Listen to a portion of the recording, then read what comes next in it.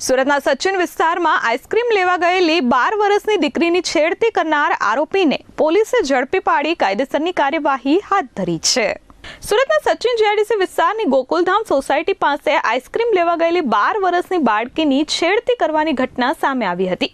Devnarayan કિરિયાણા store ચલાવતા પ્રભુલાલ માલી નામના શખ્સે એકલતાનો લાભ લઈ બાળકી સાથે શારીરિક અડપલા કર્યા હતા। બાળકીએ ગભરાઈ ઘટનાની જાણ પરિવારને કરી હતી અને તાત્કાલિક જ પોલીસ ફરિયાદ નોંધાવવામાં આવી હતી। પોલીસે પણ ઘટનાને ગંભીરતાથી લઈ આરોપી પ્રભુલાલની ગણતરીના કલાકોમાં ધરપકડ કરી હતી।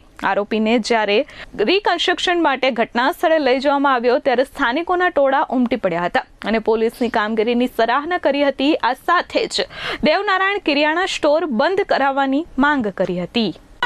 दुकान खाली कराओ, घर खाली कराओ, नहीं चाहिए सोसाइटी में, नहीं चाहिए, दुकान खाली कराओ, घर खाली कराओ, नहीं चाहिए सोसाइटी में ऐसे लोग।